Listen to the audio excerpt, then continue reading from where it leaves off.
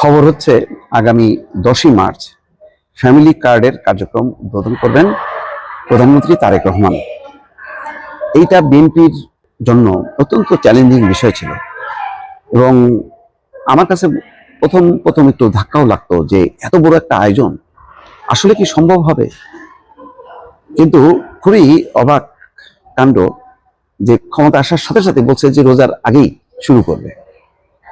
এটা সত্যিকার অর্থে বিস্ময়কর এবং এই ফ্যামিলি কার্ড চালু করার মধ্য দিয়ে বিএনপি আমার ধারণা যে অনেক দূর এগিয়ে যেতে পারবে। গত পুরো নির্বাচনী প্রচার অভিযানে 20 দিন যে পরিমাণ অপপ্রচার হয়েছে যে ফ্যামিলি কার্ড দরকার নাই, নিরাপত্তা কার্ড দরকার, ফ্যামিলি কার্ড দরকার নাই, ভালোবাসার কার্ড দরকার, এবং ফ্যামিলি কার্ড এটা একটা ভুয়া প্রকল্প, এটা একটা আজগুবি প্রকল্প, এটা হলো ওই ছেলের হাতের মোয়ানা, মানুষকে ভোলানো, হ্যাঁ, ধোকা দেয়া, এই সমস্ত নানাভাবে কিন্তু এর বিরুদ্ধে সোচ্চার ছিল। এর সোচ্চার ছিল এই কারণে, এই ফ্যামিলি কার্ডের বৈশিষ্ট্যটা কি? বৈশিষ্ট্যটা হচ্ছে এই কার্ডের মালিক হবে কারা? এই কার্ডের মালিক হবে প্রত্যন্ত অঞ্চলের একেবারে গ্রামীণ মহিলারা, যে পরিবারের মহিলাদের হাতে যাবে। তাহলে বুঝতে পারছেন, এরা মহিলাদের বাসায় বাসায় গেছে নির্বাচনের সময় জামাত ইসলাম, যে ছোট ছোট কোরআন শরীফ নিয়ে তাদেরকে করছে যে দাঁড়িপাল্লায় ভোট দিলে জান্নাতের টিকিট পাওয়া যাবে, জান্নাতের রাস্তা ওপেন হবে। তো সরল সোজা মানুষরা, ধর্মের প্রতি তাদের আবেগ ভালোবাসা আছে।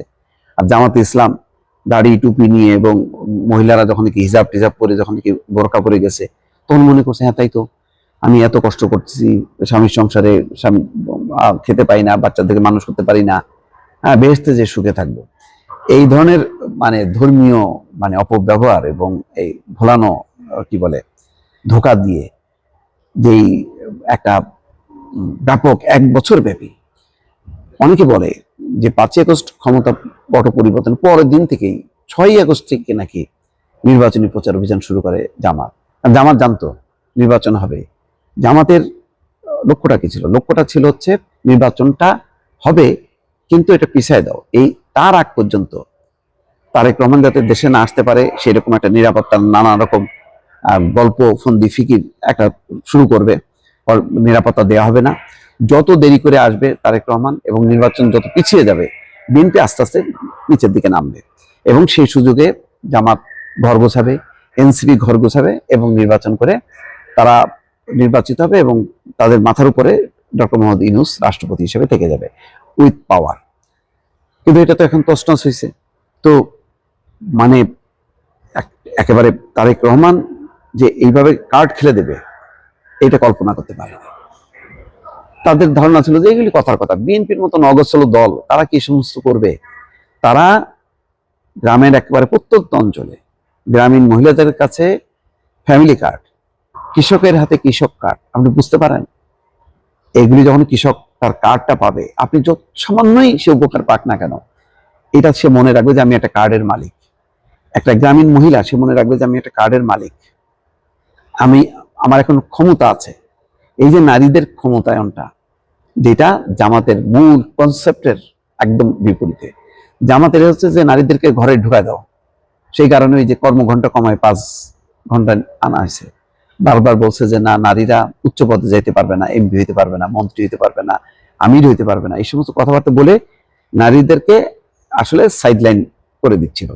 তারা মনে করছিল যে এই কথাগুলি বললে বোধহয় একটা ধর্মীয় আবেগ, অনুভূতি, ভালোবাসা তৈরি হবে এবং জামাতের ভোটের বাক্সে একেবারে মানুষ ব্যালট দিয়ে ভরাই দেবে। কিন্তু আসলে উল্টা হয়ে গেল। যখনই নাকি একটু সচেতন মহিলারা বুঝতে পারলো যে আরে এই কথার মাঝে যত খারাপ, আস্তে আস্তে আফগানিস্তানি স্টাইলে প্রথম প্রথম নারীদেরকে কিছুই বললো না, এখন বলতে বলতে এমন অবস্থা নিয়ে গেল যে বলতেছে যে যখন না হওয়া পর্যন্ত যদি স্ত্রীকে পিটুনি দেওয়া হয় তাহলে এটা অপরাধ না, জখম হইলে অপরাধ। আর নারী হচ্ছে, এবং সেই জখমটা আবার প্রমাণ করতে হবে স্বামীকে সাথে নিয়ে এসে আদালতে। চিন্তা করেন, যে জখম করবে তাকে নিয়ে এসে আবার প্রমাণ করতে। আবার বলতেছে যে কোনো নারী তার আত্মীয় বাসায় যাইতে পারবে না স্বামীকে ছাড়া, স্বামীর অনুমতি ছাড়া। তো এই সমস্তগুলি তো ওই আফগান স্টাইল, এগুলি নারীরা বুঝতে পারছে শেষ পর্যায়ে। এবং এখন বিএনপি এই ফ্যামিলি কার্ড চালু করার মধ্য দিয়ে নারীকে আরো ক্ষমতায়িত করার যেই এক পরিকল্পনা যেটা তারা বাস্তবায়ন করতে চাচ্ছে ক্ষমতায় আসার 1 মাস না যাইতেই, এটা আমার ধারণা যে বিএনপি রাজনীতিটা একদম অন্য দিকে টার্ন করবে। যতই বলেন না কেন, আওয়ামী লীগ আমলের কয়েকটা কার্যক্রম তো প্রশংসিত, বিধবা ভাতা, তারপরে আপনার মুক্তিযোদ্ধা ভাতা, এই যে তারপরে বয়স্ক ভাতা, এগুলো প্রশংসিত ছিল। এরও আর একটা খুব মানে বড় রূপ হচ্ছে এই ফ্যামিলি কার্ড। এই ফ্যামিলি কার্ডটা যদি পৌঁছে দিতে পারে, আর ওই মেগা প্রজেক্টের নামে টাকা অপচয় না করে, যখন এই টাকাটা যখন কি এইদিকে ট্রান্সফার হবে, কৃষক তারপরে গ্রামীণ মহিলাদের কাছে যখন কার্ডগুলি পৌঁছাতে থাকবে, আমার ধারণা যে বিএনপির রাজনীতিতে এটা প্লাস হবে এবং একটা শক্ত ভিত্তি দাঁড়ায় যাবে। দর্শক, প্রশাসন এখন রীতিমতো অস্থির। রাজনৈতিক সরকার ক্ষমতায় এসছে, ক্ষমতা এসেই এখনকার সর্বশেষ যে খবর, চাকরি গেল 9 সচিবের, 3 সচিবকে সরালো সরকার। তার আগে দেখেছেন 6টা সিটি কর্পোরেশনের প্রশাসকদেরকে বাদ দিয়ে একেবারে বিএনপির ডেডিকেটেড ত্যাগী 6 নেতাকে প্রশাসক হিসাবে নিয়োগ দেওয়া হয়েছে। এটা নিয়ে অবশ্য টিপ্পনি কাটা হচ্ছে বা সমালোচনা করা হচ্ছে যে ডক্টর ইউনূসকে বলা হতো অনির্বাচিত সরকার, এখন তারা সব জায়গায় অনির্বাচিত ব্যক্তিদেরকে বসাচ্ছে। বিষয়টা তা না। আমি মনে করি যেটা ফখরুল ইসলাম আলমগীর কিন্তু পরিষ্কার করেছেন। তিনি কি বলেছেন? বলেছেন যে একেবারে খুব শীঘ্রই নির্বাচন দেওয়া হবে। তো নির্বাচন দেওয়া হলেও সব মিলায় 3 মাস 4 মাস সর্বোচ্চ 6 মাস লাগতে পারে। তো এই 6 মাস কি আরো বিশৃঙ্খলা চলতে থাকবে? এই সংস্থাগুলো কি নিয়ন্ত্রণে নিয়ে আসবে না গভর্নমেন্ট? আর নিয়ন্ত্রণে আনতে গেলে কাদেরকে নিয়োগ দেবে? যারা ছিল তাদেরকে, নাকি নতুন করে আবার ওই সচিব টচিব এই সমস্ত যত রকম পুরানো লোকজন আছে বা বিদেশ ফেরত লোকজন আছে তাদেরকে বসাবে? রাজনৈতিক সরকার রাজনৈতিক মানে লোকদেরকেই বসাবে, যার উপরে প্রধানমন্ত্রীর কন্ট্রোল থাকবে। তো এতে সমালোচনা করার কি আছে? সমালোচনা আসলে এগুলি হলো গায়ে জ্বলতেছে তাদের।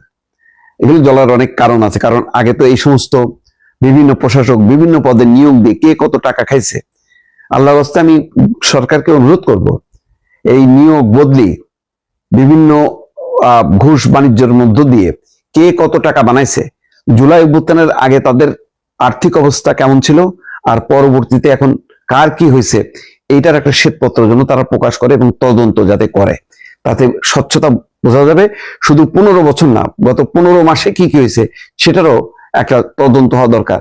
তাহলে অনেকের গোমর কিন্তু ফাঁস হবে।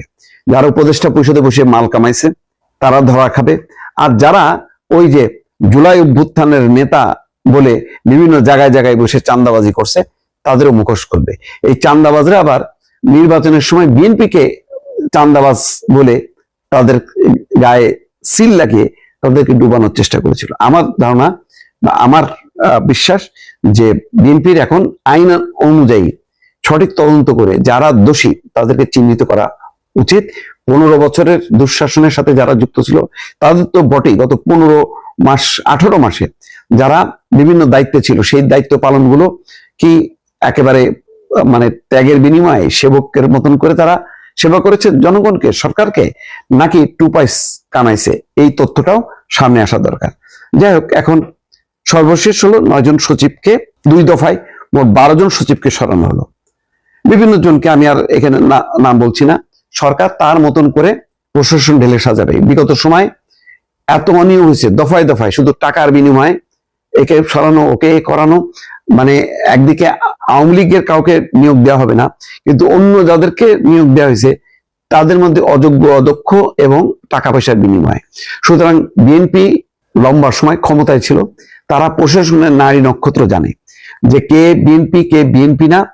তার চেয়ে বড় কথা হলো কার যোগ্যতা আছে কার অযোগ্যতা আছে, কে দুর্নীতিবাজ আর কে হচ্ছে সৎ দক্ষ কর্মকর্তা সেটাও জানে, কার রাজনৈতিক সংশ্লিষ্টতা কোন দিকে, কারা ওই গুপ্ত সুপ্ত সেজে প্রশাসন আগলে রেখেছিল। এখন তাদেরকে চিহ্নিত করা হচ্ছে এবং সেই অনুযায়ী তাদেরকে সরিয়ে একেবারে সঠিক লোক বসানোর তারা চেষ্টা করছে।